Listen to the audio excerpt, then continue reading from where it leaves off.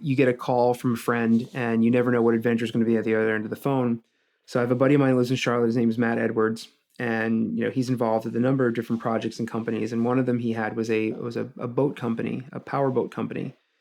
And one of these like poker run, super expensive, really, really amazing boats. Well, they were debuting a prototype 47-foot poker run boat, but it had to go from Charlotte to Canada.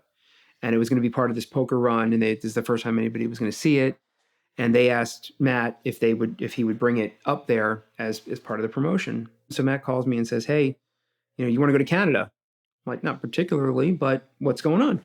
He proceeds to tell me that we're going to take this, this international truck and this boat, and we're going to go ahead and tow it through. I was like, "Sounds fun. Let's do it." So I fly up to Charlotte. Boat is gorgeous, matching truck. It's like all yellow. Thing's carbon fiber. It's got, those poker run boats are really, they're a piece of equipment. If you never got a chance to be around them, it's amazing what they're capable of. And we get the boat on the trailer, we pack everything up, and we're like, okay, we're gonna stop here, and we're gonna go the rest of the way. We get to Maryland and we have an issue with the trailer. One of the bearings fails. So we're pulled over on the side of the road, and we call this place. We limped it to this trailer repair place. We have to stay the night. We ended up getting to the border at about 3:00 in the morning. We still had another 2-hour drive from there, but the boat was supposed to be in the water like that morning to debut. We're at the end here, like we have to do this.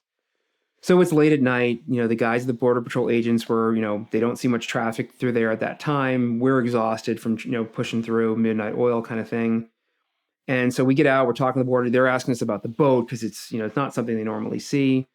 And we're joking around with them. I thought the repertoire that we were having with these guys was pretty light, that everything was good. And of course, they're going through their list of questions. Where are you going? What are you doing? They ask, do you have any drugs or weapons?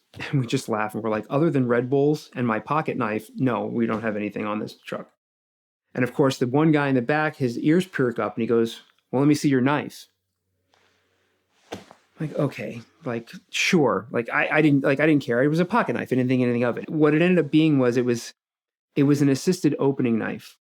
The way the Canadians considered it, it was in the same class as a stiletto or a switchblade or something along those lines because it was spring opening.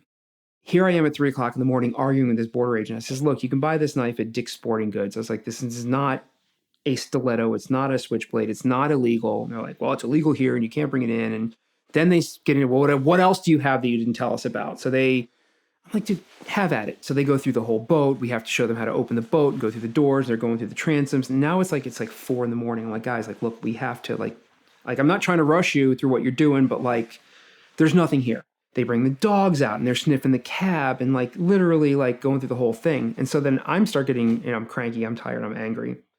So they're like, "We're confiscating, the knife and you're trying to smuggle the knife." And because I was being a smart and they weren't going to let me into the country. Okay. I said, "Sir, look, this boat is the premier boat for this event. It's happening in this little town. Like, it's a big deal. If it doesn't get there, like, it's going to be a huge deal. And it's, because you wouldn't let me have this knife." They end up making me I paid $275 for a 4-day work visa to enter Canada. They confiscated the knife. I had to come back through to show them that I left the country and sign the paperwork off that I left the country. So then I start getting angry about it. And I said, "Well, I want my knife back." And I was like, "Look, I will buy you another knife. Just shut up and let's go." I was like, "No, now it's principle." So I tell them, and I was well within my rights. I was like, "You've confiscated it because it's illegal there, but it's not illegal here." I was like, "If I have to come back through here, I want my knife back." I make the border agent pack it up, evidence bag, the whole 9 yards, paid my $300. I come back through 4 days later after the event. Everything went great. We're towing the boat back. And I stop at the same thing. And of course, the time is during the day. And I get into the Border Patrol and I was like, "Well, here's my paperwork. I'm leaving the country." And da da da. And they're like, "Oh, we heard about you." I'm like, "Okay." And so they're like, "You want your knife back?" And I'm like, "Yeah, I do." And sure enough, they go into the back and, the agent, like managers and stuff all come out and they're like, "Yeah, those guys were, they told the whole story about what happened and they were heated." And so apparently like I'm well known at this one border going into Canada, but I did get my knife back. I still have it to this day. And I don't know if I'm allowed back in Canada because I haven't been back since. And I have not been able to find anybody at the consulate that's been able to tell me. They're like, "You just have to go and try." And so I don't know if I'm allowed back in Canada to this day or not.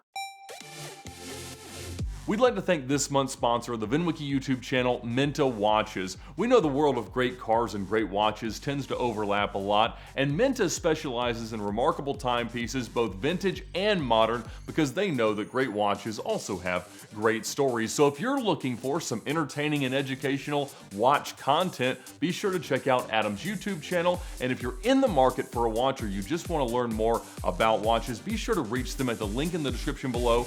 They'll take great care of you.